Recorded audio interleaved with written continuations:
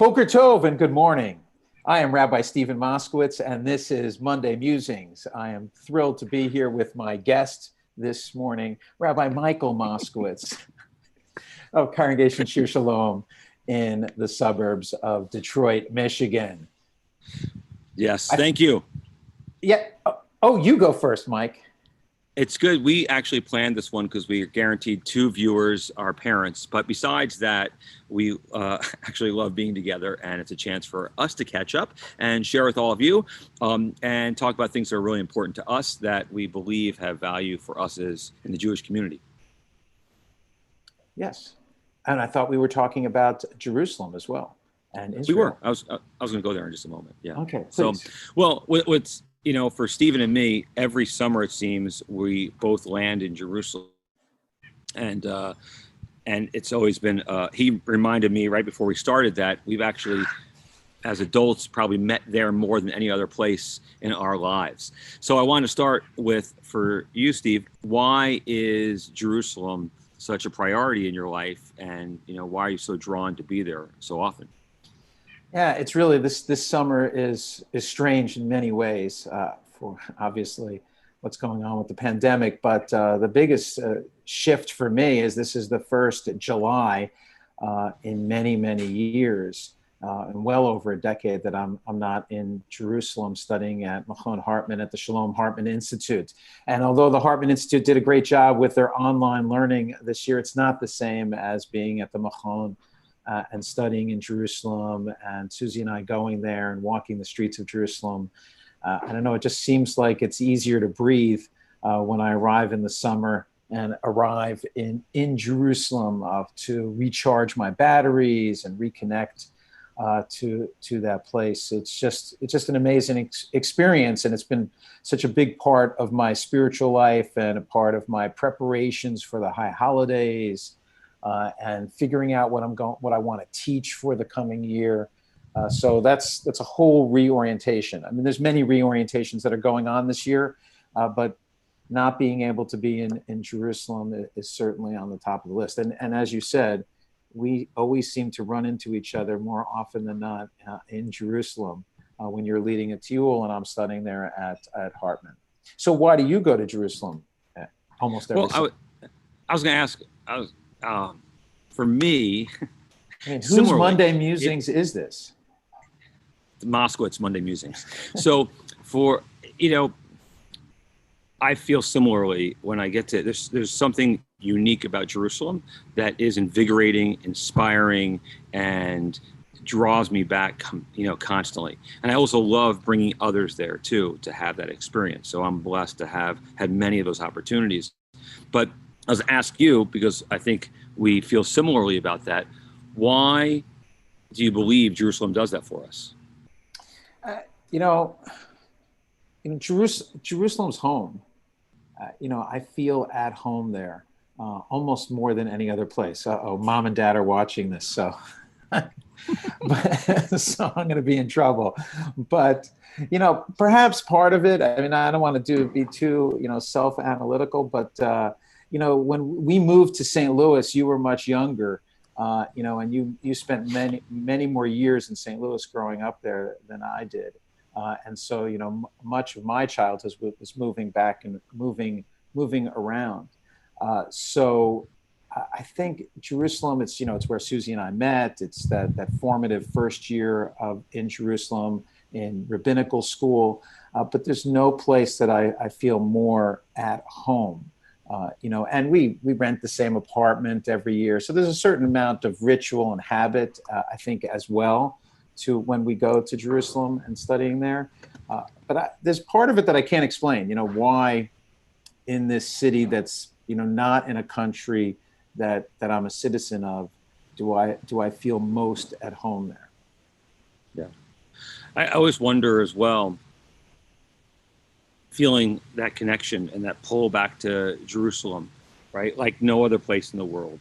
And I'm always explaining that to people as I ask them to come with me to Israel, saying, look, go on this trip, a trip of a lifetime, whether it's telling them to let their children go with us on the teen mission or a family mission or adults. And what is so special about that there's a piece that's indescribable that, welcoming Shabbat in Jerusalem, going to Machane Yehuda, on Friday, getting ready for Shabbat and buying the fresh chalot, even though you and I can't have them. But the experience of those things, as well as our collective memory as Jews, right?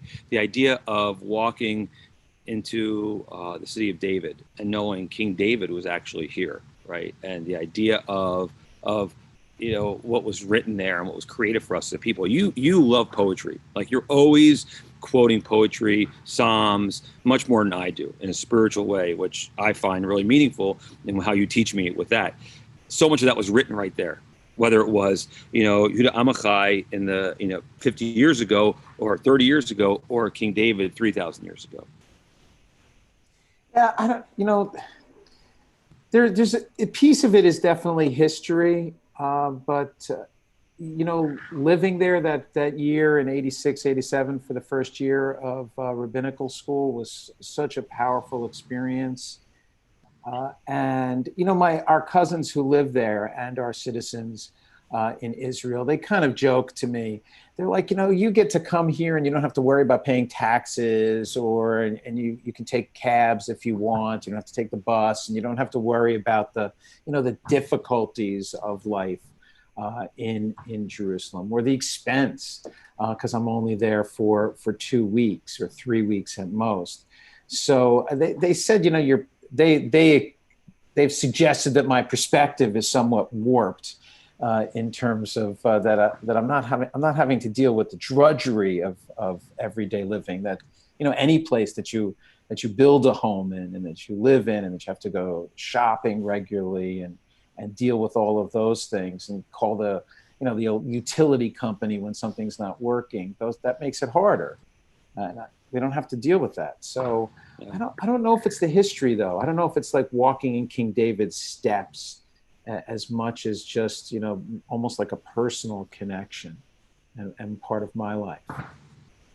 I mean, there's no doubt I feel both, right? I had a formative year there in 1991, and both of us, and if we move into some of the challenges of Israel and Jerusalem, both of us have spent time in bomb shelters in Jerusalem. Yes. Right?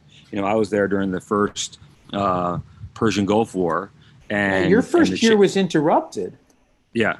Yeah, and the challenges around that, and I remember, like, for me as a 22-year-old, it was almost, you feel invulnerable and weren't worried about it. We were given gas masks and atropine injections. We carried, it was a little brown box we had to carry around with us. And I remember getting a tour of the bomb shelter at school and putting my bombas, a little bag of bombas I was eating, in the corner there behind a pipe, saying, "Ooh, this will be there if we get stuck here one day." I didn't really think we'd end up going down there, right? 2 months later, 3 months later. So bombas don't expire, so it was good. No, but they do not expire at all. Right. So that was relevant. But that tension, and knowing that Israelis are constantly feeling that, right, and aware of that differently than us. It's almost like what grandparents sometimes say. They get to leave. They love holding the babies, their grandchildren, but then they get to leave.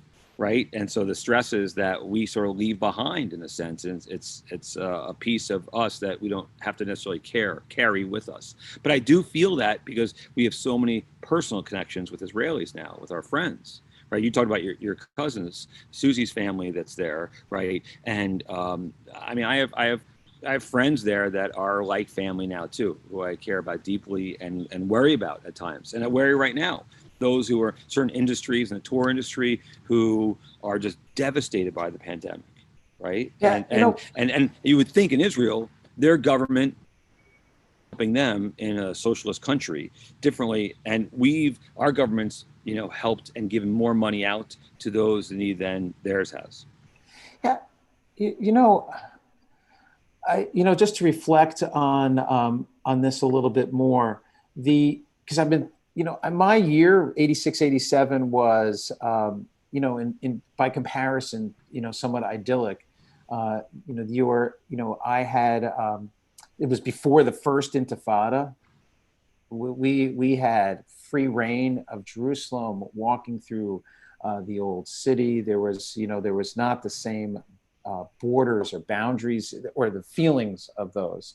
You were there during the first Gulf War, and was obviously a much more tense time. I have been there during, very tense times, but perhaps because that formative year was in that sort of almost like perfect state, that's part of what makes me feel as I do. I rebel against the idea, that Jerusalem and Israel is always under attack, and it's always on the precipice, and that we have to do everything to shore up its defenses. I mean, I think Israel is very strong. I'm not suggesting that Israel doesn't face enormous struggles and enormous difficulties, but it's a very strong state, a vibrant place, and its vibrancy and that's exactly where the poetry comes from. I mean, I think Israelis are the largest consumers of poetry in the world, per capita. And so, that's like, there's such life. And when you read the paper or you read the emails that we receive, you sometimes say, Israel's, you got to worry, if not for us, Israel would be subjected to attack. But and there are difficulties and struggles, but it's a beautiful and vibrant place filled with life. And that's what I resonate with so much. What about the challenge around, and it's, there's a beauty in it too, when you see the secular and religious side by side. And you and me consider ourselves religious people, even though we're progressively religious people, right? We're not in black hats and long beards and kippot all the time. So obviously you see that, we're not aware of that. Just in case anyone was tuning in for someone else. I was like, when are you? Okay. Okay, sorry. I forget. So, but you see that side by side so commonly in Jerusalem, right? And there's that tension too, which there's an excitement to it, but also at times I feel a real struggle and anger towards it as well. An example that is always so striking for me, we visit Ben Yehuda's, Eliezer Ben Yehuda's house. At the bottom of Ben Yehuda Street, where Eliezer Ben Yehuda, the founder of modern Hebrew, who wrote the first dictionary in modern Hebrew, lived with his wife and his son and daughter and their dog. And the historical plaque outside his home that dedicates it to, says what happened there, is always missing. Because his home borders on Mea Shearim, the ultra-Orthodox neighborhood, and the ultra-Orthodox castigate him for creating Hebrew as a modern language, because only, right, the Lashon Kodesh, the holy language, only be used for prayer and study. And so they ripped that plaque off. I've never seen there. You can see the outline. And it's like, come on, right? And that struggle is constantly there. And there's a piece of me that gets really angry about that. How do you reconcile that? Well, Israeli politics are, they're filled with tensions, and the struggle with Haredim, with the ultra-Orthodox in Israel is quite profound. But again, I don't think that represents Israel. I think that the political control that the ultra-Orthodox have is an enormous problem, both for the status of Reform Jews and progressive Jews in Israel. I mean, you and I cannot officiate at a wedding in Israel that would be recognized by the state, and that obviously is more than bothersome. But that's not Israel. That's the political power and the historic political power that was given to the ultra-Orthodox that we have to work to change. I mean, I think it goes to change, helping to change Israeli society and making it more pluralistic, and there being greater visions of what Judaism means. I mean, there is this impression in Israel that the only thing that Judaism is what they do, not what I do. Right. But part of what I love about Israel, going back to this, is that Israel's like just Jewish in the streets. Like even if someone isn't going to synagogue on Friday night and they walk by you, they're going to say Shabbat Shalom. And so, it's just, and that's just, the Jewishness is infused in Israeli culture and in Israeli life. I'm not saying the problem is quite profound that you point out, and it's frustrating and maddening, But that's not what I mostly see. I see it more when I go to the Kotel, when I go to the wall, and Susie and I can't stand together. That's where I feel it. Right, right. And both of you have done work with Women at the Wall, right? Yes. And the importance of the equality of women being recognized there as everywhere, and the challenges in Israeli society around that too. I would add to one thing you said, in the frustrations of what's going on in Israel politically. On the everyday street, I always feel welcomed and comfortable. I always feel like this is home, right? And that that people want me there. The natives, the people who live there, are like. And granted, I'm a tourist, right? The native, right? That I'm a tourist, and I'm going to be buying food or whatever, right? But the people, the people who are citizens of Jerusalem, they want me there. They like when I'm there, and I feel welcome. I dream of owning an apartment in Jerusalem. If I were to live anywhere in Israel, I would choose to live in Jerusalem still. Right? Yeah. You too? Yeah, I think so. It's interesting.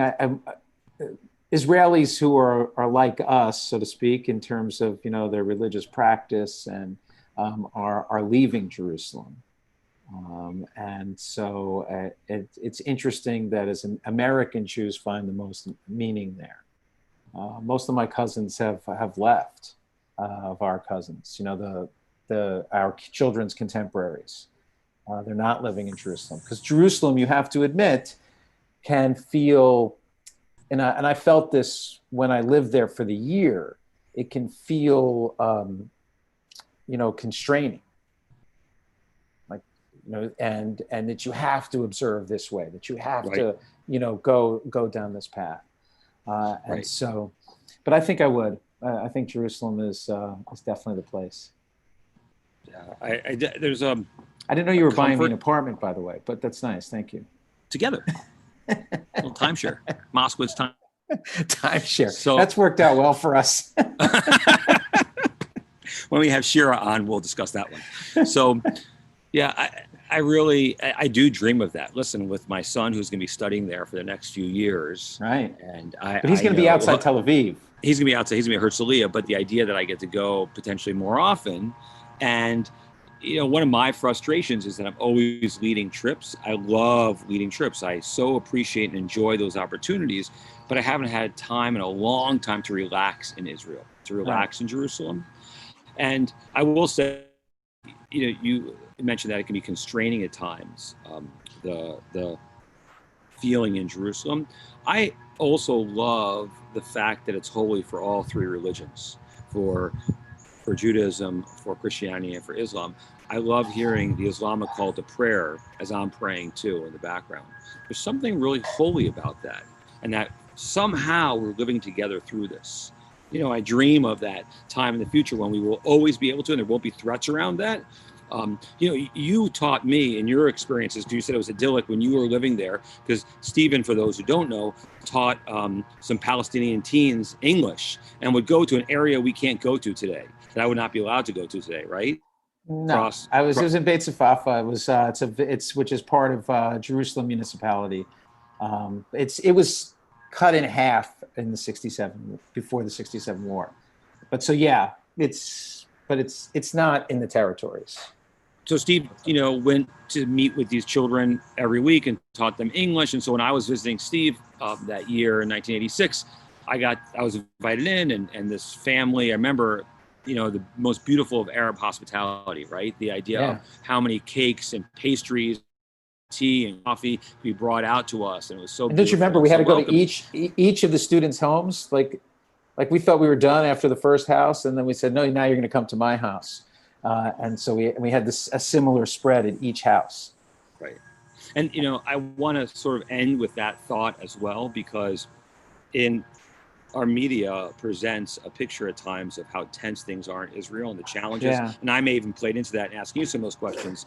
But for you and me, we both have constantly these experiences of warmth, both from traditional Jews, secular Jews, from Arabs who live in Israel, from Christian Arabs, from Muslim Arabs, people who've welcomed us into their lives too. And I think that's really how most people feel right? And we can't let extremism to kidnap our connections to these lands. Yeah, and so, and I want to conclude my show with another thought.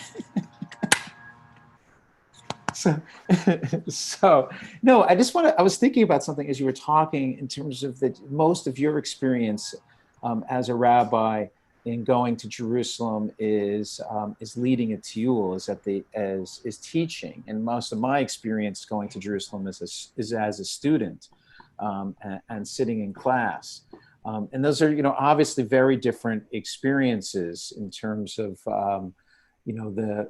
what we're both doing in Jerusalem. And for me, part of what recharges my batteries is to be sitting at the back of the class and just learning and soaking it in. And I think that's what Jerusalem offers me more than anything else, is just being able to not lead and see where Jerusalem might take me that summer. So thank you for inviting me on your show, Mike. Thank you for inviting me to your Monday morning musings. Thank you to Brian Fishman behind the scenes again on this Monday and helping us at Temple Shir Shalom. Other classes to share with you. Of course, we have our trip to Israel tomorrow at noon. And with Benny and Rabbi Daniel, it's a Zoom trip at Temple Shir Shalom. If you'd like to join us, let us know. We'll get you that information. I think, Stephen, you have a class tomorrow too? I do have my Torah study class at 1:00 on Zoom, and also the following Wednesday we have Billy Planner coming to both Temple Beth Torah and our congregation Lador Vador, to talk about the historic civil rights era and Jewish-Black relations. And that Wednesday, this is not this Wednesday, but the following Wednesday, our cantor is starting a Wednesday evening Tune In with Talia, where she's going to be interviewing, Broadway musicians and stars and entertaining us. So we're very much looking forward to that on Wednesday evenings as well. In this time of pandemic, one of the challenges has been connecting with one another, but it's also through technology and collaboration, one of the opportunities that we're given and gifts that we've been able to experience. With that in mind, if you're a member of Stephen's congregation or Susie's, and you want to be a part of one of our programs, or part of my congregation and want to be part of Stephen's Torah study, just, Facebook message either of us and we'll get you the links to be a part of that so you can join in and enjoy that with us. We love learning. We love connecting with one another and being a part of this. So thanks for joining us on this Monday, and we wish you all a healthy week, a safe week, and take care of one another.